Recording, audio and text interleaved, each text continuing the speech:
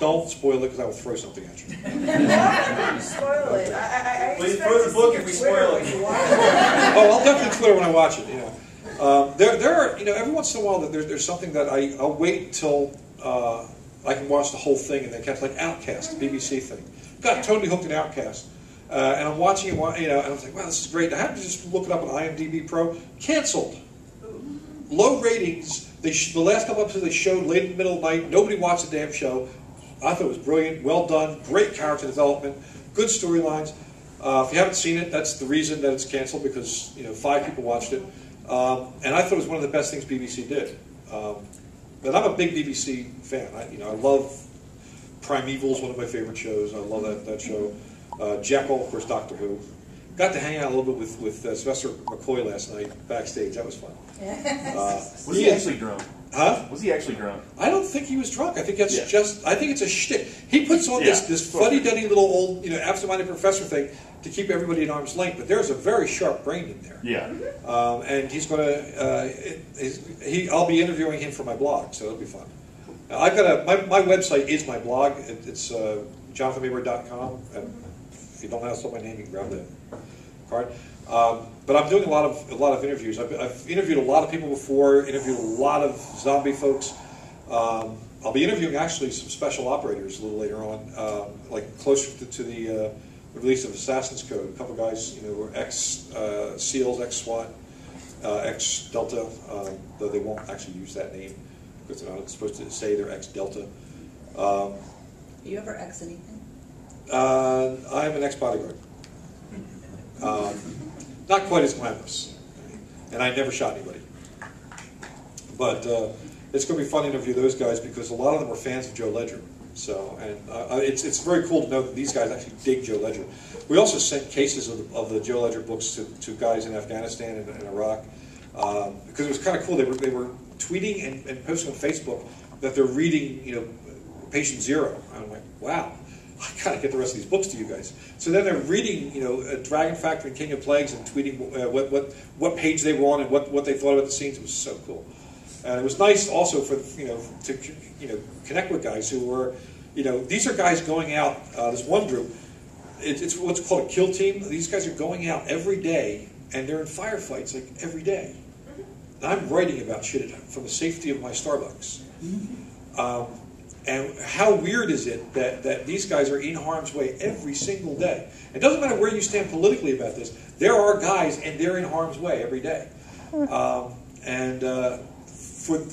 know that books we write or pop culture we can talk about gives them a sense of belonging, so that they feel like they're attached to the real world still, is huge.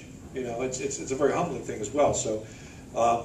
A bunch of writers, in fact, in the International Thriller Writers Organization, a bunch of thriller writers, David Morrell, and he's the guy that created Rambo, and a few of those guys, went over to Afghanistan early this year, and they're going to go do another tour over there. Bringing books and just talking to the guys, and bringing letters from home, bringing videos from their families, and all sorts of stuff. Bringing cell phones and laptops to guys who don't have them, things like that. So it's really cool. Where are we time-wise? Yeah, about 5 minutes. 5 minutes. All right, we got to give away Dust. Who doesn't have Dust in the K yet? Okay. I need a really good question. Come up with a question that you think will stump the rest of the audience. If you can stump the audience, you get the book. Yeah. If you can stump the audience, you get the book. Pop culture question. Oh, come on! It's not that early on Monday morning. You're at a pop culture convention. You tell me you came up with one bit of trivia? What's the URL for Zombie Squad? All right, what's the URL for Zombie Squad? Are you shitting me? It happened. Really? It's on the back of your shirt. Yeah, I'm not turning around. It's guys. All right, what was your guess? Zombiehunters.org. That's it. Bingo. All right, you got the book. Actually, you had the question. I'll send you a book. Yeah. I was actually going to use your book for our seminar, but I didn't get Well, I already have it. All right, well, I'll give you the book, and I'll get your information. I'll send you something else. Okay. Cool. So let them have that. All right, cool. Any other questions about anything? I think you were going to talk about comics. Oh, yeah, comics real quick. Captain America Hail Hydra did really well. It's out in graphic novel form now. Ignore the art in the second issue because nobody likes the art in the second issue. Probably the artist doesn't like the art in the second issue. But the story is a lot of fun, and it's now part of Marvel's official, history. Hydra is now that old, It's, the Marvel Universe versus Punisher, which is my post-apocalyptic, thank you to Richard Matheson's I Am Legend, did very, very well last year, and we're running Marvel Universe versus Wolverine now. The 4th issue comes out soon, and that will go into hardback in a couple of months. And they just approved the next series, which is Marvel Universe versus I Can't Tell You, but there's a lot of superheroes in that group. I didn't say that. I didn't. Well, there are a lot of superheroes that will be in a movie next year. That Oh, okay. but you didn't hear it from me. And I've got some, we're in discussions for possible future. It's now its official franchise, by the way. It's its own. They're going to assign it a universe. All the Marvel dimensions have their own universe. They're going to eventually assign this one a number. I feel so excited. I get my own Marvel universe.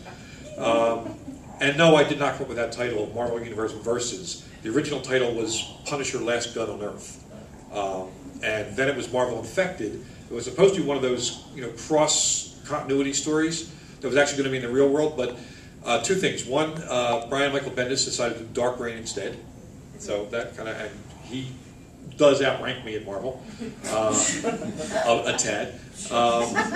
And also, Axel Alonso, the editor-in-chief, really wanted to kill off the characters, and you can't do that in a continuity-wide thing because then you have to bring all these characters back. So we moved it to its own universe. But one of the pitches I have in is, I've been turned down twice for it, but I'm really hoping they let me do it as a one-shot of Marvel Universe versus Howard the Duck. Because I so want to write. I want that on my resume for the rest of my life. But more likely it's going to be Marvel Universe versus the X-Men. There are 4 or 5 left. I killed most of them off in the first issue of the Wolverine. There are a few left, and there's going to be Marvel Universe versus Captain America. It's going to be some different things.